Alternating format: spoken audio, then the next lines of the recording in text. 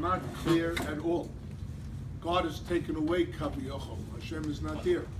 He's just disappeared. He's just not there. That's the darkness that falls at the beginning of the night.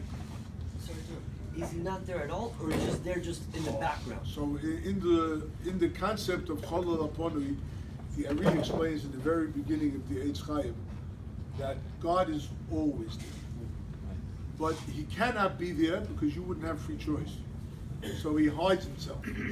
But God has to be there. Lesson 64 in the Kuta Moran explains this to a T. Huh? God is always there, but you cannot see him. You gotta look for him, you gotta find him, or whatever. Huh? Hide and seek. Hide and seek, yeah. Okay, so but he's always there. Right? We don't see it. We don't know it. So the day starts off, where am I? What's happening? And it starts off with a constriction. I have no idea that God's around. No idea that God exists. I just don't have it.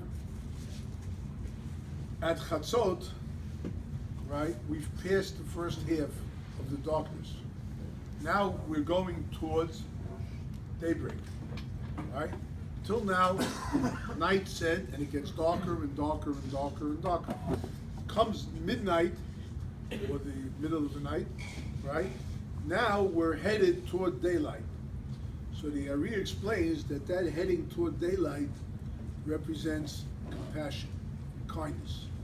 Even though the first part of the night represents very harsh judgments, right? Judgments where God we don't even see, we have no idea, right? The second half of the night represents compassion.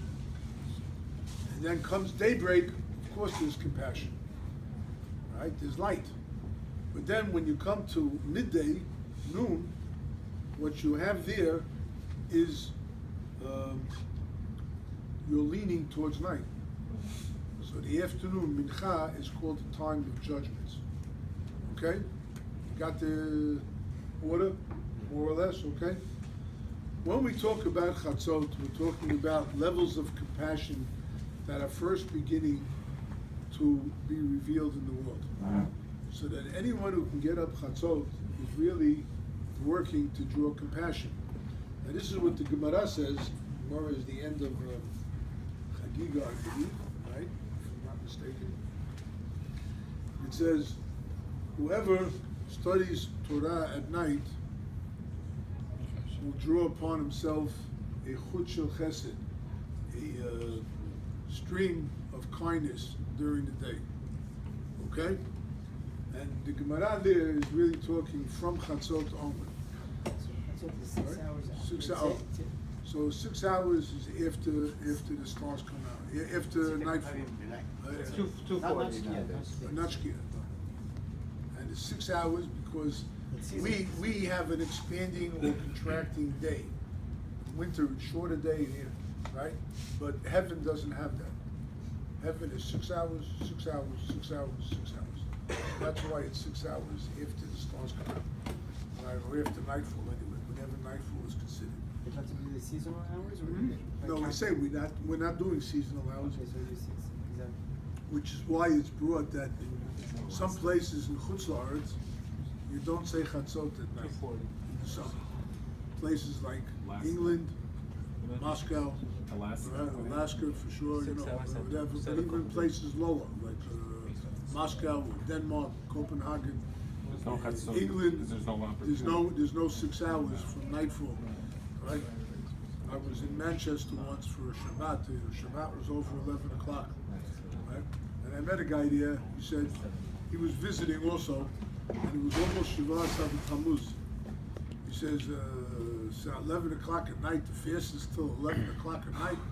He says, how's he going to do this? He's going to get up in the morning before the Alot HaShachar, and he's going to eat, so we'll have strength for the day. When was Alot HaShachar? 2:30. So he said, forget it. You know, he's not going to bother. It was like Tisha B'Av. You know, he went through that way.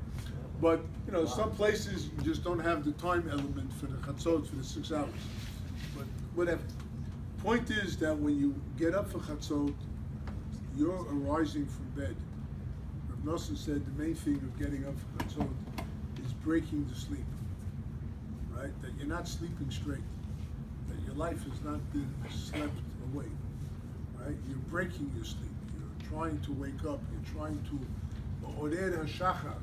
You're trying to awaken. He says you have to be Ma'orer HaShachar, wake up the morning star, right? The Shachar also is the black points of ourselves, black points that we have blemished, black points that we have done wrong in our lives, the black spots on us, right? If we get up Chatzot or Ido Shochar, I am awakening that black, arousing it to get me to do Teshuvah. So getting up Chatzot is a way of arousing tremendous compassion. When you talk about the free gifts, the Midrash says like this: Moshe Rabbeinu, when he went up to heaven after they made the golden calf, so Hashem is showing him around heaven. We're actually before the golden calf. Hashem is showing him around heaven, showing him all the different rooms and whatnot. And they come to a tremendous treasury. It's a Midrash in Asher Kisita. Tisa. Okay. So Hashem shows him this tremendous treasury. He says, what's this? He says, Hashem says, this treasury is mine. What's it for? It's for anyone that I want, I will give a gift from this treasury. Right? He says, let it be for the tzaddikim. Tzaddikim don't need it. Let it be for the Rishayim. It could be for the Rishayim. It could go. But it's a treasury that's mine. I'll give to whoever I want. That's what the Midrash says. Later on, when the Jews committed the golden calf, Moshe Rabbeinu started asking Hashem. He said, this Teshuvah. Hashem said, in this case, wipe him out. Right? So Moshe Rabbeinu prayed to Hashem. He prayed again, prayed again. And that is when Hashem revealed to him the 13 attributes of mercy. Right? He didn't reveal it to him before they committed the sin. After they committed, so I mean here, you're taken out of Egypt, 10 months, you see these 10 plagues. Miracle after miracle after miracle. Right? You're running away from the Egyptians, you come to the Red Sea, you got to cross the sea. Can you? Can you cross the sea? Anyone try it? Can you get it done? No. Hashem opens the sea, they walk through dry land. And that, the Gemara says, 50 miracles that took place in Kriyas Yamsuf. I mean, the guy was hungry, he would put his hand out and take a fruit off a tree and eat. He wanted water.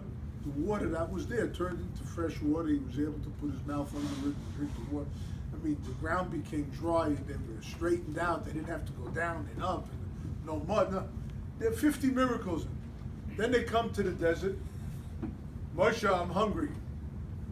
Okay, you're hungry? Tezvov, tonight. Here, take manna from heaven. Get food from heaven every day. Right? Anyone here see that happen with his checking account? Right? Something comes down every day. Right? Okay? Every day. All right. Then a little bit after that, right? I'm thirsty. Moshe, I'm thirsty. Okay? Here, we go out, we strike the rock, and you got water. What else do you want? Right? You have water every day. You're living. You have clouds of glory that carry you. You don't have to walk in the desert. The clouds carry you. It's great. It's air conditioned because the clouds covered them from the sun, gave them air to breathe and whatnot. They're in a desert that's full of scorpions and snakes and whatnot. And they're walking. They come to Sinai. They see God. You see God, ayin ba'ayin. You see God eye to eye, right?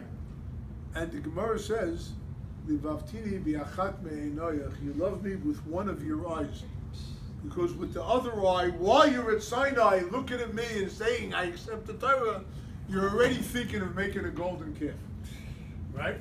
Could there be compassion for people like this? You're given everything on a silver, golden platter, whatever you want to call it. Could there ever be compassion So for the something question like is, this? why then? Why give? Why? To give such an unappreciating generation. Okay, all you have to do is walk into the street and take a look at all the teenagers you got today. Do they appreciate what the parents have done for them? Huh? They don't see it as a miracle. Oh? They don't see it as a miracle. Okay, they don't see it as a miracle, but we saw it as a miracle.